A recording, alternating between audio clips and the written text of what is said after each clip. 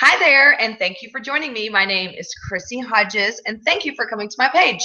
I am an advocate and a peer support specialist, typically for people with OCD, but I talk mostly about the PURE O branch, which is a nickname for OCD, which usually includes violent, sexual, blasphemous thoughts and other really scary, horrible thoughts. Anything that you could imagine that your brain would think that you don't want to have can encompass PURE O.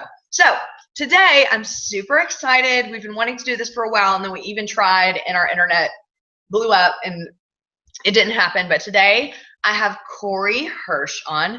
Corey was a goalie in the NHL, and he's recently come out lately this past year with his story about living with PURE O, and he had a wonderful article in the Players Tribune that touched many people. But also, I'm just going to break the news right here. He is the Illuminati winner for the International OCD Foundation this year at the conference. Yay, Corey! Chrissy, thank you for having me on your show. This is awesome. I'm not the only winner, though. You won an award, too, the Hero Award. That's my award. That's the award that I wanted. That's the one. I'm coming after that one now. No, I think it's awesome. I'm so excited. I'm excited for you. And I want everybody to know how much that you've helped me since I've come up with my story. So I'm blessed to have met you. I love being on your page right now. This is awesome. This is great. Yay! We're going to be, when we're accepting our awards, we're going to be fighting over who wants what award. Is that what you're saying? You feel the love in the room. Can you feel it? Anyway, Corey and I are super excited. We both are going to be at the conference this year. It's July 7th through the 9th in San Francisco. It's at the Marriott, correct? Downtown Marriott? Marriott Marquis, downtown San Francisco. I get a free room for one night because of winning an award. So I'm excited about that. So if anybody wants to crash with Corey, wait. So Corey and I are going to be doing a panel together with two other people who hopefully I can also get on a little interview here so you can get to know them. But we're doing the shame and guilt and embarrassment that come with sexual and violent intrusive thoughts, right, Corey? Absolutely, yes. And had all of those. Had all of those and then some. There's nothing that you can't tell me that I haven't thought or felt in this interview. And that's the one thing that people out there need to know is that I think, and as you've said, I mean, I've had them all. I've had the shame, the guilt, the thoughts, everything. And it was debilitating. It's exciting to be able to get these groups together and see how we can help people. Well, Corey, let's just dive right into your story. Tell us a little bit about your life with OCD. Well, I was a rising star on the way to the National Hockey League. I just won an award for Pro Prospect of the Year in the Hockey News. I just won a silver medal at the Olympics. I was on with the New York Rangers on a run to the Stanley Cup Championship. They hadn't won in 54 years. Looking back, I can't really recall any warning signs. I'm sure there were some that happened. But I'm standing at a bar after a game, and I hadn't even really had any drinks or anything, and then all of a sudden I get this awful thought, and most of us just kind of dismiss them, and we're like, yeah, we go on and we go about our business and whatever. Then it happened again, and it was like it kept hitting me, and then it was almost like I started paying attention to it. And when I explain what happens when you're in an OCD kind of cycle. If you've seen one of those war movies where bombs are going off and bullets are flying everywhere, that's almost what it's like to be in a cycle of OCD, because it's like you can't hear and there's just everything's going on, and it's like you're trapped in your own little world in your own brain trying to figure it out. So from there, I spent the next 4 years really trying to hide my illness. So at one point I didn't care whether I lived or died anymore, and I felt like I was the only one in the world that had these thoughts, and I felt so alone. It was so lonely, and so I hid it for as long as I can. But the one thing about having a mental illness or anxiety issues or anything, like even if you break your leg or something, or eventually you have to deal with it. It will make you deal with it. I wish I could have known what it was, and I could have gotten help the next day. But instead, I hid it for 4 years, and then eventually, during playing in the National Hockey League, I'd actually made it with this. these issues. Eventually I had to deal with it, and it all came out, and it came out while I was a player in the National Hockey League, and it hurt my career.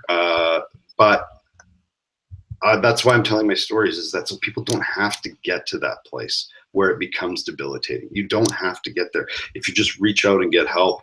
If I could have known the next day after it happened what it was, and that I could have gotten help for it, I would have never gotten to that place. I would have had a long NHL career, but instead I tried to hide it, and I tried to just deal with it on my own. And like any illness, breaking a leg, anything, whatever it is, you have to deal with it.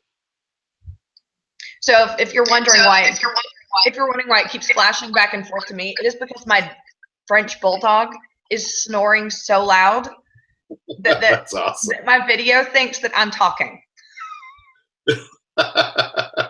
Oh, that is so cool. So I'm gonna go shake him. But while I'm doing that, I'll talk a little bit about what it's like for athletes when they have mental health issues and they feel like they have to hide it. Talk a little bit about that. I'm gonna go like shake him so he'll stop snoring. I think that what happens is I think there's so many people out there, and I think there's a lot more professional athletes out there that they don't want to reach out because it's so competitive, and you always have a guy behind you trying to take your job. So if there's two athletes, I always look at it and they're on the same level, same numbers, same stats, same everything, and you have one that has OCD, and say you have one with a shoulder issue, they're going to take the one that has the shoulder issue.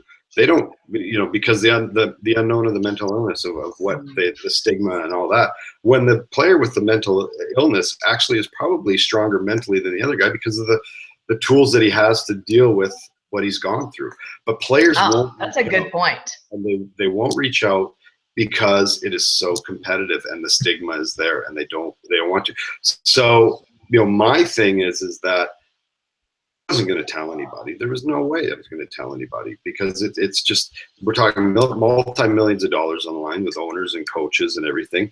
I want to try to find a way that we can get professional athletes to reach out where the team doesn't know about it, or the organization. It's not the team's business. It's a personal issue anyways. It's not the team's business. They don't need to know. So I want players and professional athletes and people to know that that there are places to reach out. And if that means creating an anonymous hotline for players, that's what I want to do. I think there's so much we can do. I think that the important message here is to reach out, and maybe something we can discuss right now. If, there are athletes listening, or if they come across this video and they're like, oh my God, I'm suffering with this, I don't know what to do. In my opinion, yeah, you probably want to keep it anonymous until you're feeling better. I work with a lot of people with peer support, and the biggest issue is I don't want to tell anybody because I'm afraid people won't believe me, or I'm afraid if I say something out loud, they're going to judge me, or people will judge me or think that these thoughts are real. And my suggestion is always, well, then don't. You don't have to you don't have to wave the mental illness flag. I do. And you're starting to, but you don't have to. And to be honest with you, until you're really secure in the symptoms, you shouldn't, because people are mean. Well, and it's a personal issue, Chris. It has nothing. People think that we need to tell our businesses or whatever you're afraid. It's none of their business. It's your business. It's a personal issue, and I'd like to see it get to a point where it's no different than having diabetes or having a broken leg, or you go to the doctor, you get your treatment, you live your life, and that's the way it should be. But I also want to get the word out there that for me, I had these issues, and I didn't tell anybody for 20 years. I still played in the National Hockey League. I still coached in the National Hockey League. I was an NHL television broadcaster. Now I'm a mental health advocate. So don't tell me that I'm weak. One, don't tell me that I'm not worthy of good things. Don't tell me that that I wouldn't be a good employee or anything like that.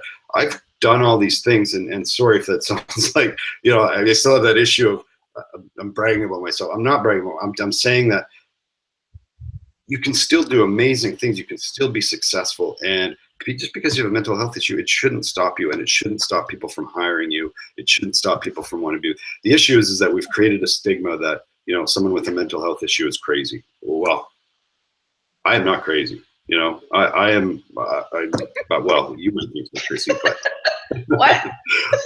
I'm strong, I'm healthy, I'm happy, I have a wonderful life. I've been blessed to do some wonderful things, and there's no reason in the world why you can't too.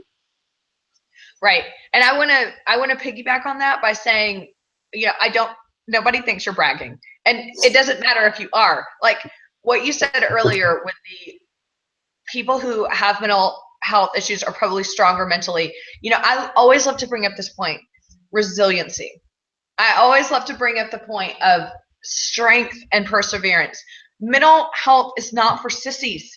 Like anybody that gets hit with a mental health issue, whether it be OCD or bipolar or schizophrenia or a personality disorder or whatever, ADD, any of these, you have to try to live a life and manage these incredible, terrifying symptoms.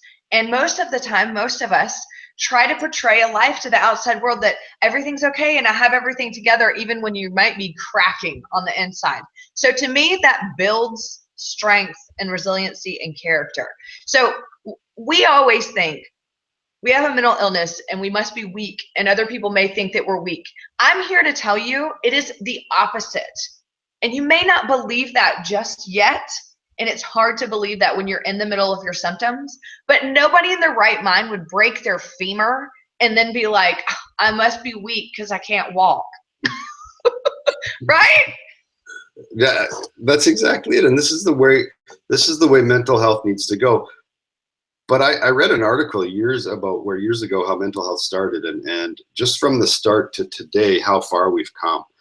In the 1850s, I mean, they used to have what was called insane asylums. And it was an amazing article because I didn't really realize that that's kind of where the stigma started, where people would drive by on a bus and they would hold their breath so as to not catch the mental illness. Like, are you kidding me? But that's what happened with the stigma. That's what people believed back then. So when I walk by you, Corey, I hold my breath. Yeah, but so as far as the stigma comes, so it's just that it's still real in the business world. And some of the strongest, best people I know have dealt with mental health issues that you wouldn't even know who they are. But it's some of the most famous people in the world. We all have something. The brain is the most complicated piece that we have, but yet it's supposed to be perfect. Yeah. And it's not perfect in anybody out there. We all have issues. We all deal with stuff, and the stigma is something we need to end. Now, my generation and our generation is doing a great job of talking about it. It's our children's generation that I feel is going to end the stigma. So we need to keep talking about it.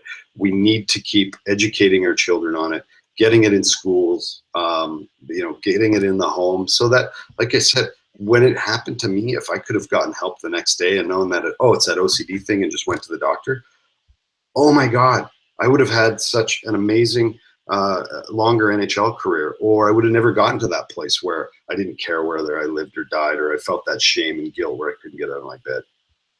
Yeah, I agree. So people who are suffering with a mental illness or symptoms of OCD, if you're here, you're probably suffering with symptoms of OCD. What can you do? Who can you reach out to? I incessantly preach this: just don't go to any therapist. Like, oh my God. Therapists don't know about OCD most of the time, and they don't know about sexual and violent intrusive thoughts. Okay, they don't, if they're not specialized. So do not go to just a random therapist that says they treat OCD, for the love of all that's holy. Who else can you reach out to? You can reach out to people like us, advocates.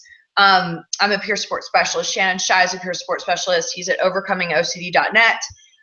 Peers are a good way to go. Advocates, because they're going to know who to send you to. They're going to know, hey, go over here. Hey, you live in California. Let me help you find. Let me give you a referral, whatever.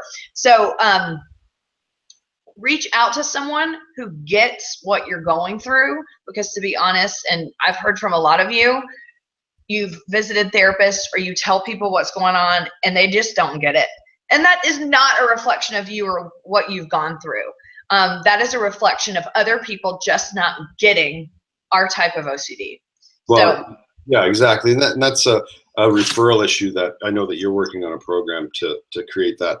And I mean, I'll be honest, like I said, the first therapist I went and saw, I mean, you know what, I won't phrase it like that. She didn't help me. And it got to the point where she was trying to make me believe that, not make me, but she was trying to help me process these thoughts, that they were real, that maybe that they weren't OCD. She had no idea how to diagnose OCD. And I don't blame her per se, because you know, she just wasn't educated, and I wasn't educated enough to go find somebody that was good. But after I went through that, how badly did that? It almost, well, I mean, it almost killed me. I mean, I'll be honest, like after that, I was so discouraged and depressed and even more down, that's why I went into hiding really for 4 more years, until I reached out and I had to get help, and I finally got proper therapy. So the proper therapist for me finally was a PhD, trained in CBT, ERP, all these wonderful new therapies that are out there. And that's how I finally got better. No, that's not to discourage other therapists, but we are talking about a very serious mental health issue that, if you get the proper treatment, isn't serious. You can get treated, you can get better. But at the time, if it's not diagnosed and it's not treated properly, it can be serious. It's like I always explain to people, it's like having a shoulder issue and going to see a knee surgeon. Mm-hmm. Why would you do that? Like, go see the shoulder surgeon, like, right? I mean, that's what it is. Or if you have depression, just go see somebody that is highly trained and skilled, that can help you with depression. And I think that's another issue we have in society is that we just think that anybody can, because they have a degree in psychology, that they can help us. But OCD is a very specialized thing. You need to go really knows what they're doing and really knows what. If you're not getting better, don't be afraid to switch. Go find somebody else. If you are not getting better after a few months, your therapist is not helping you. So go to another one. I went to almost 6 before I finally found somebody that could help me, which, but I think that's part of the issues, is that we think we need to go see one. And if they can't treat you, well, that's it. I'm done. Yeah. No, keep going until you find one, because you will find one that can help you. They are out there. And it doesn't mean that it might take 10. I don't know. I don't know until you find somebody, but there are somebody out there that can help you. Exactly. And I think that the thing is that a lot of it is timing as well, but mostly it's, if you don't know that there are particular OCD therapists, then you just don't know. And so we're here telling you specialized therapy for OCD. Part of the issue was that I didn't know what I had, right? So I was trying to figure out what I had in the same sense. But I think we're better. I mean, this is 20 years ago too, right? I think we're better at people being able to recognize it, but and know what it is. But it's so important to go find a highly trained, qualified therapist. I mean, you're dealing with your mind, right? I mean, you're dealing with something that it's not. I don't want to take away. It's serious. I don't want to make it overly as serious as what it is, but you need to deal with a specialist, and you need to deal with somebody that knows what they're talking about. So don't be afraid to go find another one if someone's not working for you. That's my advice. That's how I got better anyways. So Corey, a big issue, and you've heard me talk about this, everybody on this channel has heard me talk about this, is the emotional turmoil and repercussions that happen after, especially sexual intrusive thoughts or violent intrusive thoughts. But kind of thinking to yourself, I can't believe I'm capable of having these thoughts, and how am I so stupid not to be able to outthink them. Even after therapy, people can suffer with that. A lot of times people will have effective therapy, or they'll get on a med combination, and their symptoms have abated, but they still have this emotional sadness. And a lot of it can revolve around the shame and guilt and embarrassment about, in particular, sexual intrusive thoughts. So you don't have to go into any detail or anything about your own experience, but talk a little bit about what that feels like when you have these thoughts and you can't outthink them, and just the shame that surrounds yourself about them. And Chrissy, we've talked. I've had all of them. I've had the religious ones. I've had the sexual obsessions. I've had the violent obsessions. I've had all of them. And you know, it's that I was trying to continually figure out what they were and what they mean, and it's almost like if I could only figure them out, that I wouldn't. And it's not that I wanted to do these things. Your brain is saying, well, what if you did these things? And it just kind of goes on that cycle and that loop. Because as a good person, I try to be a good person. You don't want to think those things. You don't want to have those thoughts. But they're just thoughts. They're just your brain lying to you. And I want to make it clear that it's not a voice. It's not a voice speaking to me. It was just my own personal thoughts. And the more I paid attention to them, the more they dig in. And I was just saying to you the other day, Christy, it's continuing ongoing therapy is important, because I was bragging to you the other day, oh, I haven't had one in a couple of years. This is great. And then I woke up yesterday and I'm like, oh, it's back, but I'll go get it. Hey, I take that back. But as far as the thoughts, they're garbage. They're all just lies and garbage. And really, the biggest thing that I tried to learn is to try to not pay attention to them, and not give them focus. And when I don't know how you dealt with your OCD, but when I found a therapist that I was able to separate my OCD from me, because for the longest time I thought it was me, right? And really, it's kind of like a mechanism in your brain that's kind of, I learned to separate it from me, and that's kind of what helped me get better. And that's not to somebody out there that's listening. I mean, you need therapy and someone to talk to be able to learn how to do that. But that's when I got better. But the Pure O was almost on autopilot in the back of my brain. There was no outward compulsions that I could just stop doing.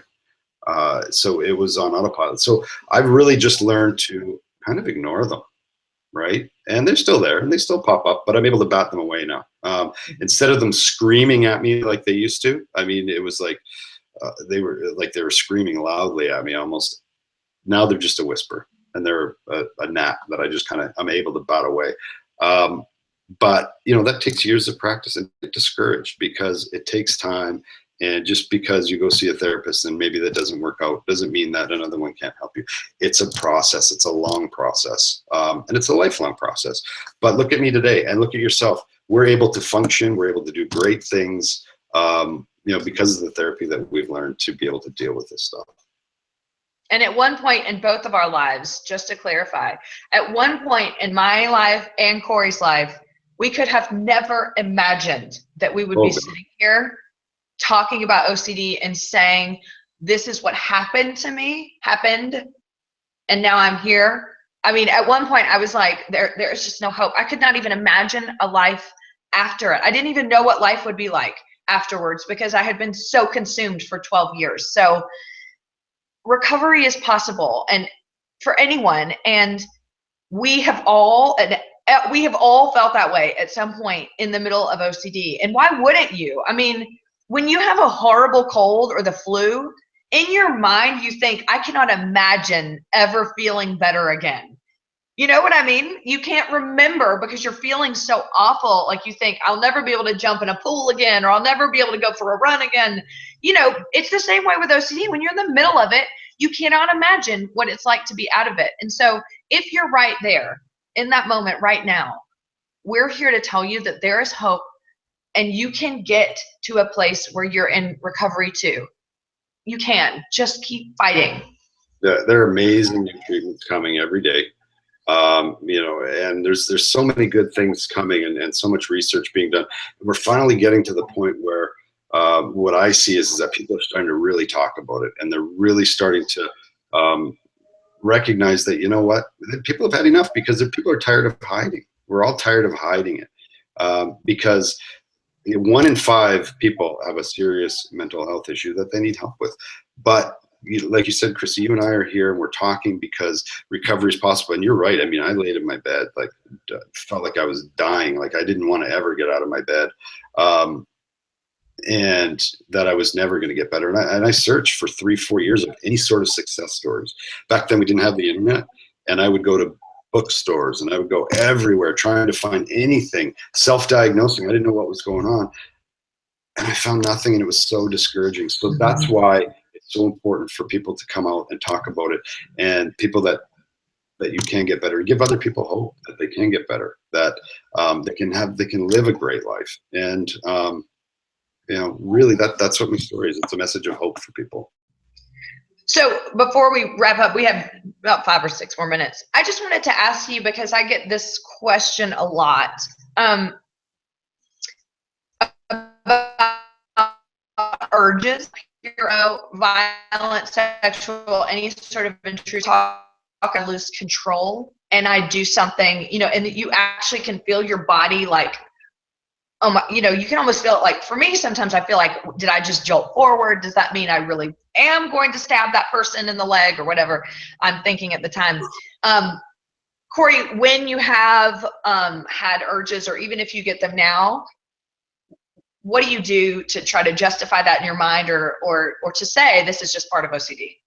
Yeah, the simple thing that I've learned is that, like I said, to separate my OCD, and you know, I really go through the process of not trying to fight it and saying to myself, well, maybe I will, maybe I won't. And that's such a simple way to look at it. I know that I won't. I know that these things, deep down, we all know we're not going to do any of these things, but it's the OCD that gets us in that cycle.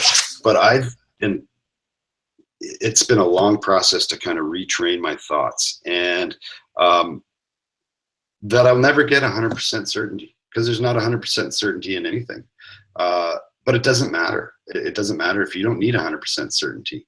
You just have to be able to kind of retrain your brain to, you know, maybe I will, maybe I won't. And that's kind of the process that I go through, and that it's my OCD, and then I'm able to just bat it away. Sometimes it takes a full day to get rid of it. Sometimes it takes 10 minutes. But it's really not paying attention to the garbage in the cycle, because that's what it is. It's all garbage. It's your brain lying to you. It's an overprotective mechanism of your brain screaming at you. I always compare it to like when children are yelling at you, well, there's monsters under the bed. There's monsters under the bed. There's no monsters under the bed. But in the kid's mind, your child's mind, it seems so real, right? Oh, I love that. I love that. Yeah. It's to know that it's not a real thought, and other people can see it with you, and they know that it's not a real thought. But when it's in your mind, it feels so real. But that's what I compare it to is you know, children doing that, and I've tried to you know, minimize it from it being a big gremlin ogre type, mean OCD type thing, to an overscared child, and it's up to me to calm that child down in my own brain. So I don't know if that's works for everybody, but that's kind of what works for me. I'm able to not give it as much power as what it feels like, and that's really what I try to do. And like I said, we relapse. I was bragging, like I said, I was bragging to you. Oh, I haven't had one in 2 years. I'm doing great. I wake up the next morning, I'm like, Chrissy, you know, it was a good reminder for me to feel it again. And I'm doing great right now again. It took me a little while to get control, to get rid of it, but I'm fine. I'm good. And I'm going to go give a speech tonight, and, you know, hopefully help some other people. So that's kind of how I deal with it. And everybody's different. But lastly, just like I said, don't be afraid to go and seek out other therapists. I mean, if the first one's not working for you, go to another one. Medication. I want to talk a little bit about medication too, Chrissy, because the stigma on medication really bothers me. I don't know where I would be without medication today. I haven't taken it in a while. I kind of fluctuate on and off of it, but it's no different than having a health issue. You know, telling the person with diabetes, well, don't take your medication, it's bad for you. What? No, if you need that boost and you need to help you to get control of your symptoms, then by all means, it's a great, and don't ever be afraid. Don't ever be afraid to reach out and tell your story. The love and support I've gotten since my story has come out has been astronomically amazing, and you would never be afraid of the stigma again if you knew the emails and the letters and everything that I've gotten. Mm-hmm. I'm glad you made the point about meds. A lot of times I think that when we're thinking about meds or we're dealing with meds, we compartmentalize it as if I take meds, I'm weak, or this might be bad for me, or I don't want to have to rely on meds or whatever. But the truth is that the goal is a peaceful life and having this under control. That is the goal. So if that takes medication, then who cares? I mean, like, that is the goal. There is no, like, if you take medicine that makes you weak. There's no talk about that. It is if taking medication puts you in a place where you are able to manage your mental health, and then you are able to have a peaceful life and be able to be successful without this, you know, this monster in your mind, then do it. Yeah, I'm not judging you. I'm not judging me. I'm on medication. Hey, here it is right here. I mean, it's quality of life. What was my quality of life laying in my bed? Like, what was my quality? I didn't have one.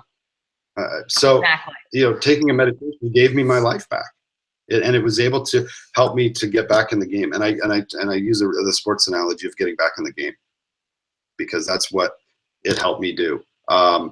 And it bothers me, the stigma that we talk about people. Oh, you're crazy. You're on medication. What do you? I remember Prozac was the big one. That if you were on Prozac, you were considered. You know, no.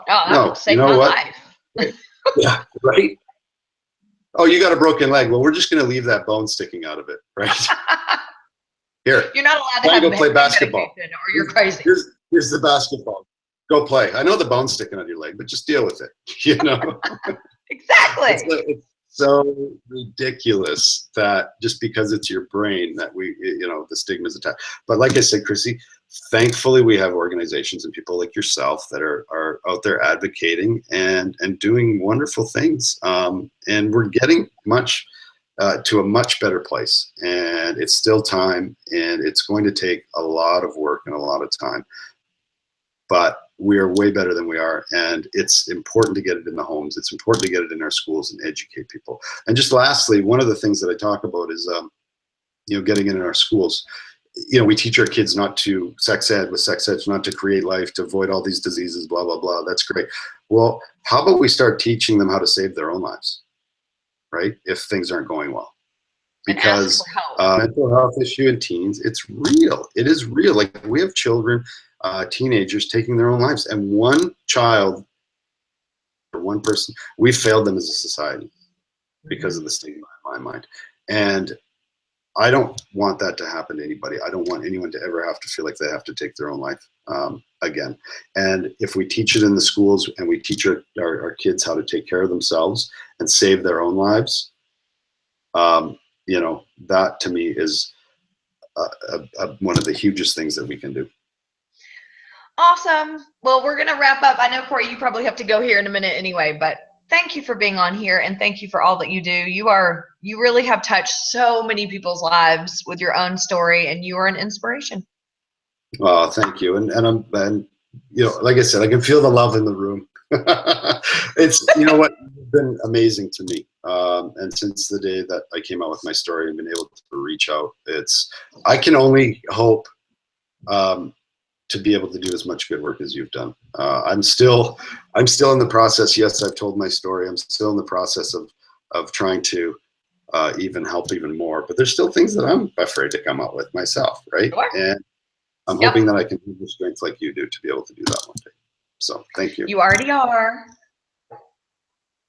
Well, thank you very much, Corey, and good luck on your speech tonight. Kill it.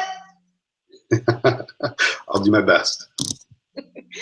If you have questions for Corey, or if you want to get in touch with him and talk to him or something like that, just email me at ocd.chrissie@gmail.com, or you can visit my website at chrissyhodges.com. Or if you're looking for referrals or peer support is using my lived experience to support you and normalize what you're going through. And also, while you're in treatment or even after treatment, dealing with the emotional stuff, I do peer support in sessions, or I can support people by month as well. Visit treatmentforocd.com and sign up for a time slot, whichever you need. So thank you for being here. Thank you for being part of this channel. I just love having a community of people who understand each other, and who know that we're going through this tough stuff, but we don't have to go through it alone. So again, thanks for being here. Thank you, Corey. And I look forward to our next video, and have a wonderful week. Bye.